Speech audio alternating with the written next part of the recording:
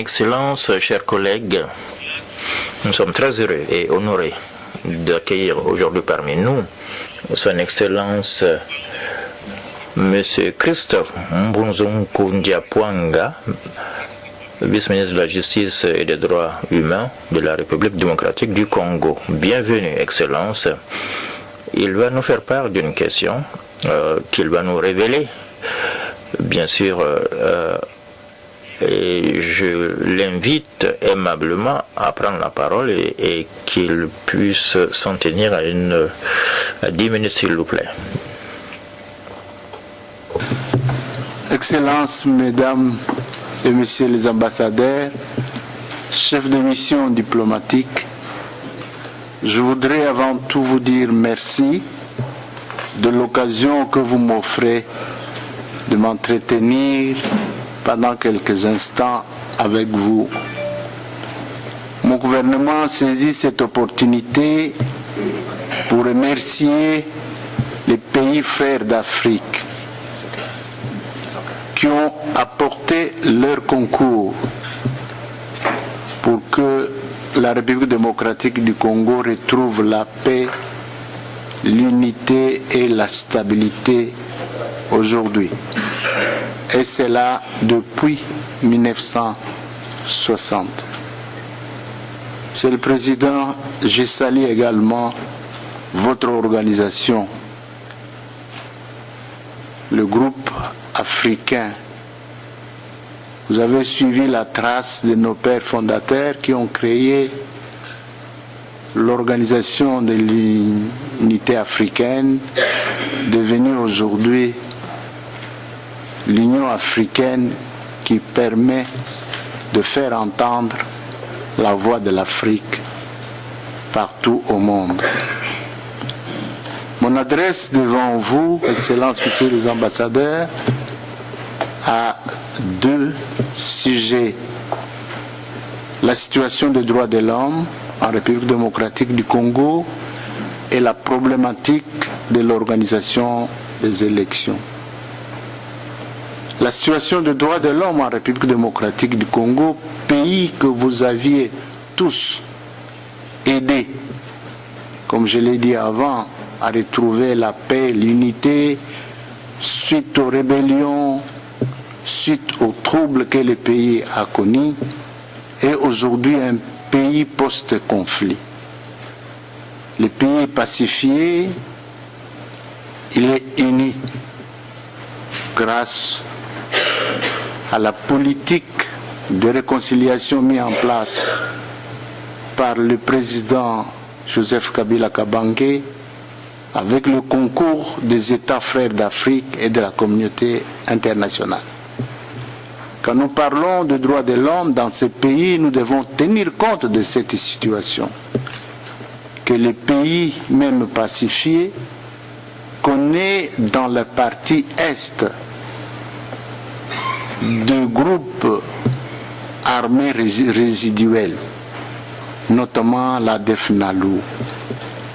Certaines violations des droits de l'homme sont exaspérées par la présence de ces groupes armés. La République démocratique du Congo partage une longue frontière avec 9 États voisins. Ce qui se passe au Congo et même ce qui se passe dans les pays voisins a des répercussions sur nos différents États. C'est comme avait dit Frantz Fanon, l'Afrique a la forme d'un revolver, la détente se trouve au Congo. Les événements du Congo ont des répercussions certaines sur beaucoup de nos pays. D'où l'intérêt que j'ai trouvé de vous entretenir de cette situation de droits de l'homme en République démocratique du Congo et de la problématique des élections pour solliciter votre soutien face à la campagne de diabolisation et l'acharnement de l'Union européenne. Certes, les droits de l'homme doivent être défendus. C'est un idéal et un objectif C'est une politique prioritaire pour notre gouvernement. Depuis l'avènement de son Excellence Joseph Kabila Kabange à la tête du pays, des efforts sont faits pour améliorer la situation des droits de l'homme. Certes, il y a des violations, mais chaque fois que le gouvernement est informé, les enquêtes sont menées et les sanctions tombent toujours. Nous sommes le pays, pratiquement un des rares pays les plus répressifs d'Afrique en matière de violence sexuelle.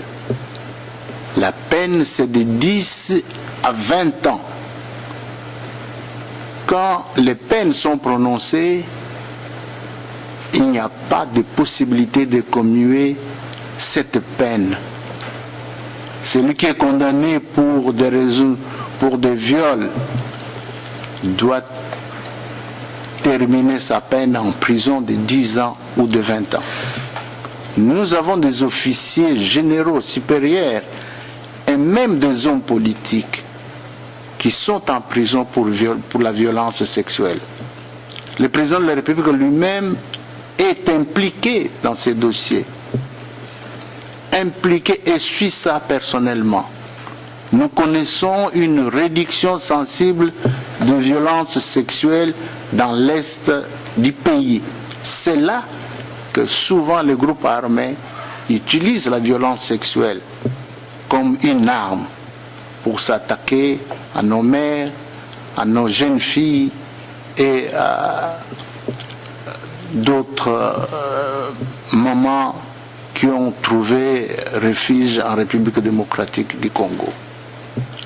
Le droit de l'homme n'est pas tel que la communauté, l'Union européenne le présente. Vous avez tous ici une représentation diplomatique à Kinshasa. Vous pouvez réellement obtenir des informations. Nous travaillons pour la promotion et la protection des droits de l'homme avec le bureau conjoint des Nations Unies aux droits de l'homme. Nous faisons le monitoring, le contrôle dans des cachots, dans des prisons, avec le bureau conjoint des droits de l'homme pour contrôler la régularité et la légalité de la détention. C'est personnellement moi qui vous parle, qui organise le monitoring et le renforcement des capacités dans les 26 provinces du pays, avec la délégation du Bureau conjoint des droits de l'homme. Nous libérons des prisonniers. Nous libérons des prisonniers quand la procédure n'est pas respectée, quand la peine dépasse un quart. Un prisonnier, une personne condamnée qui a amélioré son comportement en prison, et nous constatons une telle situation, nous libérons. La loi nous le permet. Et nous y allons avec de hauts magistrats de l'armée et des magistrats civils. Beaucoup d'ambassadeurs participent à cette opération. Donc la situation des droits de l'homme n'est pas telle que l'Union européenne l'a présentée dans la salle. Il y a des violations, mais nous y travaillons. Les droits de l'homme, certes, doivent être défendus. Les droits de l'homme n'ont pas de frontières.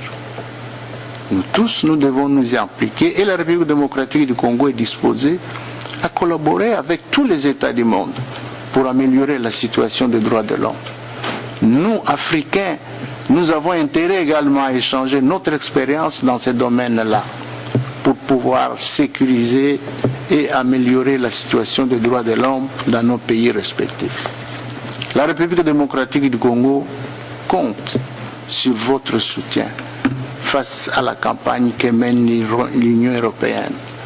L'Union européenne a pris au mois de mars, le 10 mars, une résolution sur la situation des droits de l'homme en République démocratique du Congo. Cette résolution n'a jamais été communiquée aux autorités congolaises. Nous sommes disposés à coopérer avec l'Union européenne, avec tous les pays du monde, pour la promotion et la protection des droits de l'homme, mais nous rejetons les accusations, l'acharnement de l'Union européenne et nous demandons aux pays africains que nous puissions nous échanger et que nous puissions nous soutenir mutuellement dans ce secteur des droits de l'homme que nous tous nous sommes appelés à améliorer. En ce qui concerne la problématique de l'organisation des élections, la République démocratique du Congo devait en fait connaître cette année 2016 des élections. 7 élections présidentielles, législatives, municipales et locales. Ces élections connaissent un retard du fait du refus, du rejet d'un certain nombre de calendriers proposés par la Commission électorale. Au départ, depuis 2006 et 2011, les élections, à la fin de chaque élection, il y a eu des troubles, il y a eu des morts d'hommes, il y a eu des contestations. Quand la commission électorale en 2011 a organisé des élections, il y a eu également des troubles. Et nous avons organisé 2 réunions de concertation, majorité et opposition. Nous avons fait appel à la communauté internationale. L'Union africaine est venue au secours. L'OIF, les Nations unies. Ils ont audité la commission électorale. Ils ont constaté beaucoup de failles. La décision était qu'il fallait renvoyer tous les membres de la commission électorale qui étaient en place. Effectivement, ils ont été envoyés. La loi portant organisation et fonctionnement de la commission électorale a été changée et une équipe consensuelle composée de membres de la majorité, de l'opposition, de la société civile a été mise en place. C'est cette équipe qui dirige aujourd'hui la commission électorale. Elle a proposé un calendrier qui, en principe, devait nous amener au mois d'octobre 2015 aux élections. Ce calendrier a été rejeté par les amis de l'opposition qui ont trouvé que le calendrier n'était pas réaliste. Un deuxième calendrier a été proposé à la demande même de diplomates accrédités à Kinshasa, qu'il fallait un calendrier global. La commission électorale a présenté un calendrier global. Ce calendrier global a été rejeté par les amis de l'opposition, qui ont également trouvé que ce calendrier n'est pas consensuel, donc nous ne pouvons pas l'accepter. Il a été rejeté. En même temps, l'opposition a demandé un dialogue. Le président, à la suite de ces demandes, le président s'est mis à consulter les diplomates accrédités à Kinshasa, la société civile et la classe politique. Devant le Congrès, les 2 chambres réunies en Congrès du Parlement, le président s'est prononcé en faveur du dialogue qui a été demandé par l'opposition. Le chef de l'État a écrit aux Nations Unies, à l'Union africaine. L'Union africaine est venue au secours, a proposé l'ancien Premier ministre, son Excellence Eden Kojo, comme facilitateur du dialogue. Et il est à l'œuvre pour ce dialogue. La finalité de ce dialogue, c'est pour trouver des solutions consensuelles. Le gouvernement congolais n'a pas voulu se mêler de l'organisation des élections parce que il y a une commission indépendante qui a la responsabilité d'organiser des élections. Et les chefs de l'État non plus. Les pays appartenant à tous n'a pas non plus voulu qu'on ait un calendrier, aucune fraction de la population, de la classe politique congolaise propose un calendrier. l'élaboration du calendrier de la compétence de la Commission. Mais la Commission a estimé, ce calendrier ayant été rejeté 3 fois, qu'elle ne pouvait pas proposer un calendrier électoral à la classe politique tant que la classe politique ne peut pas lever les options. La classe politique, essentiellement l'opposition, a exigé que les 10 millions de majeurs devaient être enrôlés. Les Congolais de la diaspora devaient aussi être enrôlés. C'est que tout le monde a accepté. La majorité aussi a accepté, la société civile a accepté. La commission électorale a fait une étude. Il a estimé qu'il lui fallait 16 mois pour procéder, pour terminer l'enrôlement de majeurs. C'est ce travail que la commission électorale est en train de faire. Et le gouvernement verse à la commission électorale chaque mois 20 millions de dollars pour que la commission procède aux opérations préélectorales, notamment l'enrôlement de majeurs et des Congolais de la diaspora. Mais il s'est posé aussi un problème. L'enrôlement de majeurs et des Congolais de diaspora va nécessiter l'octroi de nouvelles cartes d'électeurs. Ce qui signifie que les anciennes cartes d'électeurs, on va avoir plutôt 2 types de cartes d'électeurs. Les anciennes cartes d'électeurs qui ont été données dans 2006, 2011 et les nouvelles cartes d'électeurs qui vont être données à ceux qui seront enrôlés. C'est aussi une occasion de fraude. Faudra-t-il faire une révision totale du fichier électoral ou partielle? La commission électorale a estimé, pour éviter de fraude, il faut une révision totale du fichier électoral. Au moment où nous parlons, il n'y a pas de corps électoral. Tant qu'on n'aura pas terminé l'enrôlement de majeurs et des Congolais de l'étranger, tant qu'on n'aura pas distribué une nouvelle carte d'électeur à tout le monde pour éviter les possibilités de fraude. Il y a la sécurisation des élections. Il fallait que la classe politique s'entende sur la sécurisation des élections. Par moment, il y a des contestations quand le gouvernement seul prend la responsabilité de mettre des agents de l'ordre à la disposition de la commission. Il faut que la classe politique s'entende. Devons-nous chercher des agents pour sécuriser des élections dans les pays ou recourir aux pays frères ou aux pays amis? On doit lever cette option-là. Il y a effectivement le financement des élections. Nous faisons face à des problèmes de sécurité à l'est du pays. Nous avons des projets de développement, nous devons organiser des élections. Or, les recettes dans notre budget proviennent essentiellement des minéraux. Or, aujourd'hui, les minéraux et le pétrole connaissent une chute sur le marché mondial. Il y a ces problèmes. C'est pour cela que le gouvernement donne 20 millions chaque mois. On pouvait donner plus, mais avec la récession actuelle, le gouvernement n'est pas en mesure de pouvoir donner 100 millions chaque mois à la commission. Et le coût des élections, c'est 1,2 milliard de dollars. Tous les 7 élections. Voilà les problèmes qui se posent chez nous pour l'organisation de ces élections. Alors, ce que nous demandons aux pays frères d'Afrique qui l'ont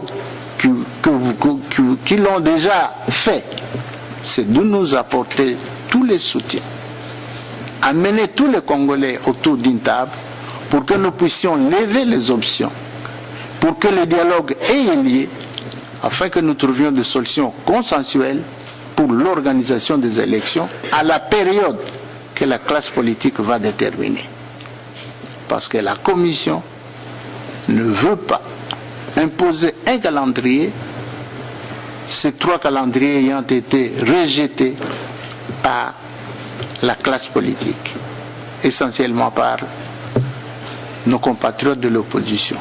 Il faudrait qu'on trouve, pour l'organisation des élections, un calendrier, des solutions consensuelles afin de préserver la paix avant, pendant et après le dialogue. Donc, excellents chers ambassadeurs, la République démocratique du Congo, comme d'habitude, compte sur votre soutien au sein des institutions des Nations Unies, au sein de notre propre organisation africaine, l'Union africaine, et dans nos pays respectifs, pour que le dialogue se tienne, que les élections s'organisent, la paix et la sécurité soient assurées en République démocratique du Congo et dans tous nos États.